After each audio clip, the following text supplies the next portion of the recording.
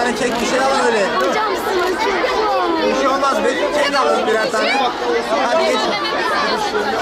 alacaksın. Evet Zehra Hanım. Hocam ne kadar? Bunun tanesi. O iki.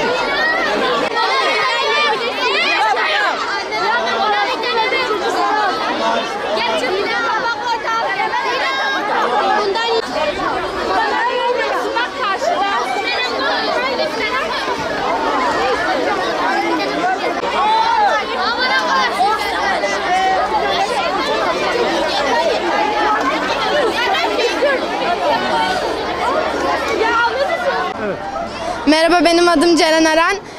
5 kişi, 14 yaşındayım. 5 kişilik. Annem Sevgi Eren, babam Ömer Eren. Küçük bir kardeşim var, 4 aylık. İlik nakli talasemi majör, ilik nakli olması gerekiyor. Kardeşimin iliği %100 uyumludur. Bu iliği yapmamız için maddi durumumuz hiçbir şekilde yok. Sağ olsun arkadaşlarım benim için bu kermesi hazırladılar. Çok mutluyum, çok teşekkür ederim bu yardım yaptıkları için. Müdürümüze de okulumuza da çok teşekkür ederim ve çok mutluyum. Merhaba, hoş geldiniz. Önce İlke Haber Ajansı'nı bu duyarlılığından dolayı kutluyorum, teşekkür ediyorum. Ben Meydan Ortaokulu Müdürü Nuri Aslan. Bizim bir öğrencimizin küçük bir kardeşi, 4 aylık bir kardeşinin hasta olduğunu, ilik nakli olması gerektiğini duyduk. Sağ olsun kendi arkadaşları bize gelip bir projelerinin olduğunu söylediler. Proje kapsamında yardım toplamak istediklerini, aileye bir maddi destekte bulunmak istediklerini söylediler.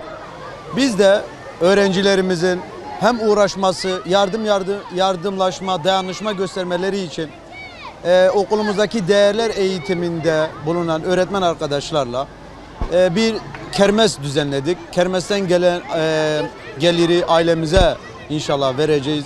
Onların yanında olduğumuzu, öğrencimize sahip çıktığımızı, tüm öğrencilerimizin bizim için değerli olduğunu, biricik olduğunu göstermek için ve ailemize bir nebze de olsun yardımda bulunmak için kermesi düzenledik. Sağ olsun çevre esnaftan gelenler oldu, öğretmen arkadaşlarımız, bütün öğrencilerimiz geldi. Bizim bu kermesteki bir diğer amacımız da Batman'da duyarlı, hayırsever vatandaşlarımızın, hemşerilerimizin haberdar olması, dikkat çekmesi ve aileye sizin aracılığınızla bir yardım etmesi için bu kermesi düzenledik. Umarım mesajımız gerekli yerlere gider. Bu aile bir nebze olsun tedavi masraflarını karşılarlar. Bu ailemiz de rahat eder, öğrencimiz de mutlu olur. Teşekkür ediyorum.